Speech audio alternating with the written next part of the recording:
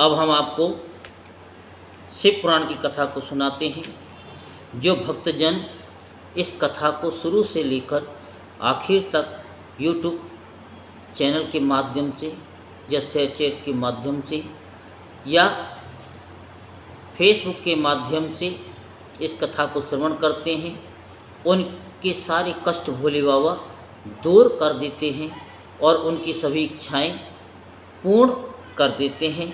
सो आप सभी ध्यानपूर्वक सुनिए। पार्वती के विवाह के संबंध में मैना और हिमालय का वार्तालाप। पार्वती और हिमालय द्वारा देखे गए अपने सपन का वर्णन की कथा हम आपको सुनाते हैं। सो आप सभी बड़े ध्यानपूर्वक कथा को श्रवण करेंगे और धर्म लाभ प्राप्त करेंगे। नारद जी बोले, हे विधे, हे तात, हे से भक्तों में श्रेष्ठ, हे प्राज्ञ, आपने करुणा करके भगवान शिव की ये अद्भुत कथा कही, उससे मेरे मन में बहुत प्रीति बढ़ी है। हे विधे, जब दिव्य दृष्टि वाला मैं अपने स्थान को चला गया, तब हे तात क्या हुआ, अब कृपा कर उसे मुझे बतलाइए। ब्रह्मा जी बोले, मुनि, आपके स्वर्ग चले जाने पर कुछ समय बीतने पर मैना ने हिमालय के पास आकर उन्हें प्रणाम किया। तत्पश्चात पुत्री को प्राणों से भी अधिक चाहने वाली साध्वी गिरिप्रिया मैना वहाँ बैठकर अपने पति गिरिराज से विनयपूर्वक कहने लगी। मैना बोली, स्त्री स्वभाव के कारण मुनि की बात को मैंने अच्छी तरह नहीं समझा। मेरी तो ये प्रार्थना है कि आप कन्या का विवाह किसी सुंदर वर के साथ कर दीजिए। ये विवाह सर्वज्ञ पूर्व सुख देने वाला होना चाहिए। गिरिजा का वर शुभ लक्षणों से संपन्न और कुलीन होना चाहिए। मेरी पुत्री मुझे प्राणों से भी अधिक प्रिय है। वह प्रिया उत्तम वर पाकर जिस प्रकार भी प्रसन्न और सुखी हो सके वैसा कीजिए। आपको मेरा नमस्कार है। ब्रह्मा जी बोले, ऐसा कहकर असुरोयुक्त मुख वाली मैना पति के चरणों में गिर पड़ी। तब बुद्धिमानों में श्रेष्ठ हिमवान उन्हें उठाकर यथोचित बात कहने लगे। हिमालय बोले, हे देवी, हे मैनके, मैं यथार्थ और तत्व की बात बताता हूँ, सुनिए। आप ब्रह्म छोड़िए, मुनि की बात कभी झूठी नहीं हो सकती। यदि आपको पुत्री के प्रति स्नेह है तो उसे सादर शिक्षा दीजिए कि वह भक्तिपूर्वक सुस्थिर चित्त से शंकर के लिए तप करे। हे मैनके, यदि शिव प्रसन्न होकर काली का पानी ग्रहण कर लेते हैं तो सब शुभ ही होगा और नारद जी का बताया हुआ मंगल नष्ट हो जाएगा। शिव के समीप सारे अमंगल सदा मंगल रूप हो जाते हैं। इसलिए आपको शिव की प्राप्ति के लिए पुत्री को तपस्या करने की शीघ्र शिक्षा देनी चाहिए।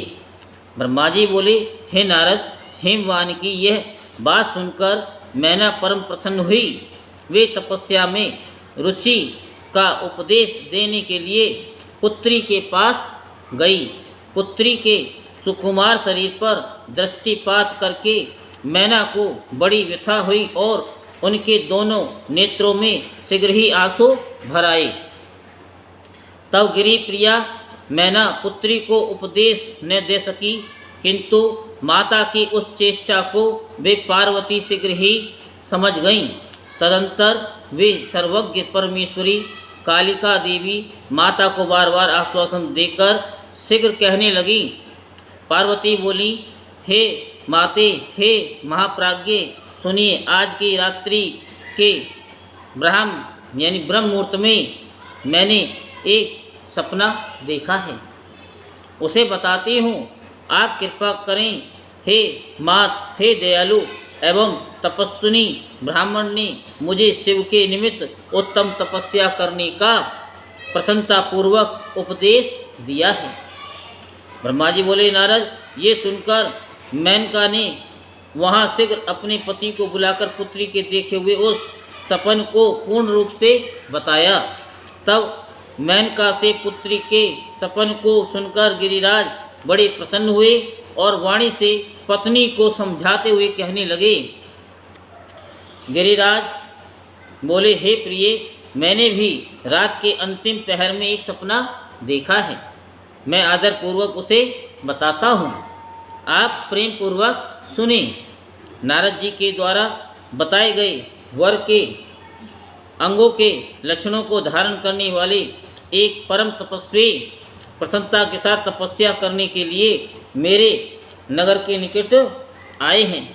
तब मैं भी अति प्रसन्न होकर अपनी पुत्री को साथ लेकर वहाँ गया।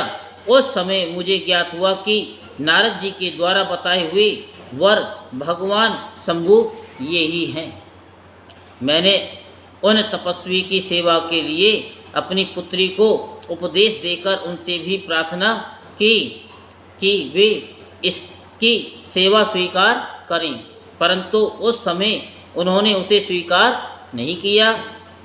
इतने में वहाँ सांख्य और वेदांत के अनुसार बहुत बड़ा विवाद छिड़ गया। तदंतर उनकी आज्ञा से मेरी पुत्री वहाँ रह गई और अपने हृदय में उन्हीं की कामना रखकर भक्तिपूर्वक उनकी सेवा करने लगी। हे सुमुखी, मैंने यही सपना देखा था जिसे तुम्हें बता दिया। अतः हे प्रिय, कुछ समय तक इस सपने के फल की परीक्षा करनी चाहिए। इस समय यही उचित जान पड़ता है कि अब आप इसी को मेरा निश्चित मत समझिए। तो ब्रह्मा जी बोले कि हे मुनीश्वर, यह कहकर वे गिरिराज तथा मैना शुद्धचित्त हो कुछ काल प्रयत्न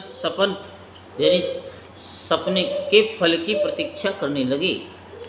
इसके अनंतर सभी कुछ ही काल बीता था कि सृष्टिकर्ता तथा सज्जनों को गति देने वाले परमेश्वर शिवजी सती के विरह से अत्यंत व्याकुल होकर सर्वत्र घूमते हुए गणों के साथ तप करने के लिए प्रेम पूर्वक वहाँ आए। सती के प्रेम विरह में व्याकुल चित्त वाले वे वहीं अपना तप करने लगे। उस समय पार्वती अपनी दो सखियों के साथ उन्हें प्रसन्न करने के लिए उनकी सेवा में लगी रहती थीं। उस समय उन आत्म स्वरूप शिव को मोहित करने के लिए देवताओं के द्वारा भेजे गए कामदेव के बाणों से विद्ध होकर भी भगवान शंभु विचलित नहीं हुए। अपनी नेत्राग्नि से कामदेव को जलाकर मेरे वचन का स्मरण कर वे वहीं अंतर्ध्यान हो गए। तत्पश्चात कुछ समय बीतने के बाद गिरजा के अभिमान का नाश करके पुनः उनकी कठोर तपस्या से प्रसन्न किए गए महेश्वर प्रसन्न हुए। उसके बाद विष्णु के द्वारा प्रसन्न किए गए रुद्र ने लोकाचार का आश्रय लेकर पार्वती के साथ विवाह किया। उस अवसर पर बहुत मंगल हुआ।